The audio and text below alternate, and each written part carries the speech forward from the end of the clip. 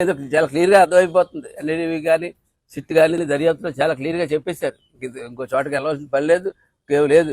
కోర్టులు కానీ ఏంటి తాత్కాలిక ఊరట్లు ఏమైనా ఇవ్వాలేమో తప్ప కోర్టులు గట్టని ఇందులో అయితే నివేదికల్లో అయితే ఖచ్చితంగా క్లియర్గా తప్పు జరిగిందని చెప్పింది. ఇకపోతే నిన్న దీన్ని డైవర్ట్ చేయడానికి ఆ అంబటి రాంబాబు అనే ఒక కుక్క గౌరవనీయులైన ముఖ్యమంత్రి గారిని అసభ్య పదజాలాలతో మాట్లాడిన గంటకి తగిన బుద్ధి కలగజేయడు. మేము అనుకుంటున్నాం, ఏంటో ఆంధ్ర రాష్ట్రంలో ఇన్ని సంక్షేమ పథకాలు, ఏ సంక్షేమ పథకాలు జగన్మోహన్ రెడ్డి కన్నా మించే చేశాం. అలాగే మౌలిక సదుపాయాలు చచ్చిపోయిన ఈ రాష్ట్రంలో మౌలిక సదుపాయాలు లేకుండా చేసి అంటగట్టించేసిన ఈ రాష్ట్రంలో తిరిగి మౌలిక సదుపాయాలు ఒక కరెంటు దగ్గర నుంచి, ఒక కాలువ దగ్గర నుంచి, ఒక డ్రైన్ దగ్గర నుంచి, ఒక రోడ్డు దగ్గర నుంచి, ఒక మంచినీరు క్వాలిటీ వాటర్ గురించి ఇన్ని చేస్తున్న ప్రజల్లో ఇంకా అసంతృప్తి ఉంది ఏంటా అని చెప్పి చాలాసార్లు ఆలోచిస్తూ ఉన్నాం.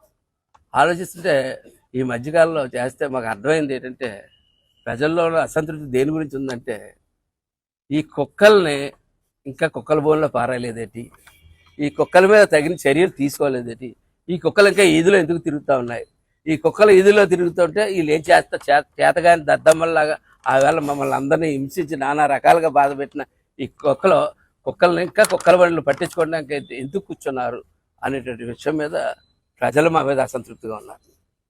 నేను ఎంతో కొంత నిన్న జరిగిన కొంతమంది ప్రజలు ఇంటి మీద దాడి చేసిన తర్వాత ఎప్పుడైతే గౌరవ ముఖ్యమంత్రి అన్ని వడ్డిస్తున్నటువంటి ముఖ్యమంత్రిని అలా మాట్లాడిన తర్వాత, ఎప్పుడైతే ప్రజలు, మీరు అందరూ చాలామంది కార్యకర్తలను రాస్తున్నారు టీవీలో గట్రా, తెలుగుదేశం నాయకులు చెప్తారు కాదు, అక్కడ వెళ్ళింది ప్రజలు వెళ్ళారు. ప్రజలు వెళ్ళి తగిన బుద్ధి చెప్పారు. నన్ను అరెస్ట్ చేయ బాబోయ్ అని చెప్పి అరెస్ట్ చేసుకుని లోనకు పారిపోయాడు. కాబట్టి మాకు అర్థమైంది ఏంటంటే, ఊళ్ళో ఉన్న ఎదవకు కూడా చెప్తా ఉన్నాను, మాకు అర్థమైంది ఏంటంటే, ప్రజలు మా నుంచి ఇవన్నీ కాకుండా ఇంకోటి ఏదో కోరుకుంటా ఉన్నారు. అది ఏంటంటే, ఈ కుక్కలకి తగిన శాస్తి జరిపాలని చెప్పి కోరుకుంటా ఉన్నారు. కాబట్టి ఈ యాక్షనే బెటర్ అని చెప్పి మేము కూడా ఒక ఆలోచనకి రావడం జరిగింది.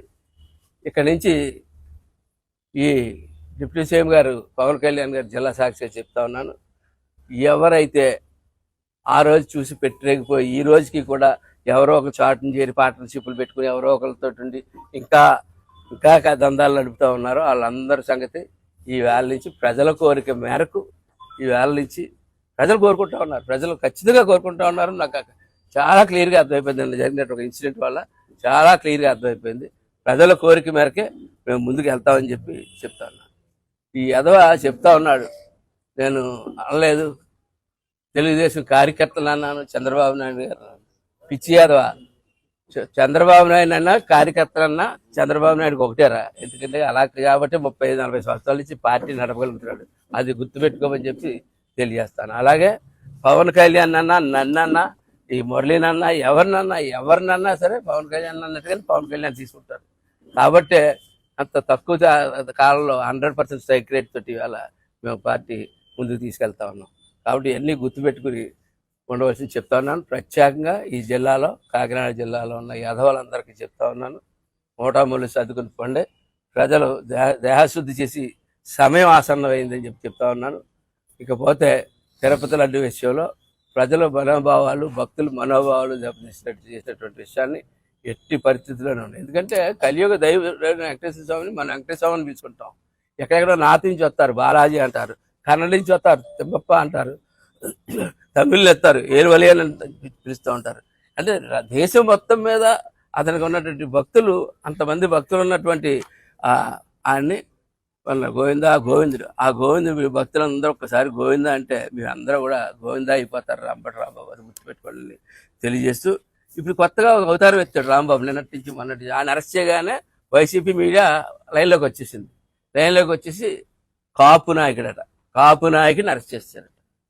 ఏ రకమైన కాపు నాయకుడు ఇతను అంటే, ఆవేళ కాపులందరినీ కాపుల పార్టీ పెట్టినప్పుడు కాపుల పార్టీ ఇదేటో విధానాలు ఏటో అది అన్ని కులాలు కలుపుకు వెళ్ళడానికి చేసుకోవడానికి పెట్టింది, ఒక కాపుల వల్ల కాదు. అన్ని విధానాలు తెలుసుకోవాలి కదా. అది తెలుసుకునేప్పుడు ఆ కాపుల పార్టీ తొంగన్న చూడాలి కదా, ఆ కాపు నాయకుడిని. ఆవేళ ఆవేళ రెడ్డి కాపు అయిపోయావా, ఆవేళ రెడ్డి కాపు అయిపోయి ఈవేళేమో కాపు నాయకుడు అయిపోయావు. నేను ఈ రెడ్డి కాపులందరికీ కూడా చెప్తా ఉన్నాను, కాపు అనే మాట మీ నోట్లోంచి వచ్చే అర్హత లేదు, కాపు నాయకుడు అని చెప్పుకునే అర్హత నీకు లేదు, కాపుల నుంచి మిమ్మల్ని ఎప్పుడో ఎలివేసేయడం జరిగింది అని చెప్పి ఒక కాపు సామాజిక వర్గం చెందిన వ్యక్తిగా అయితే నేను తెలియజేస్తా ఉన్నాను. కాబట్టి అంబటి రాంబాబు విషయంలో అతనికి తగిన శిక్ష పడేదాకా కూడా ఈ ఉద్యమం మేము ఎక్కడైనా సాధారణంగా బయట నుంచి ఉద్యమాలు జరుగుతాయి, ఇప్పుడు ప్రజలు కోరుకుంటున్నారు కాబట్టి ఆ ఉద్యమంలో ప్రజల వెనకాల మేము కూడా నిలబడతామని చెప్పి తెలియజేస్తూ వీలైనంత తొందరగా ఈ సిట్టు ఇచ్చినటువంటి నివేదిక ఆధారంగా నేరస్తుల్ని అరెస్ట్ చేసి రిమాండ్కి పంపించి వెళ్ళవలసిందిగా కోరుకుంటూ సెలవు తీసుకుంటాం.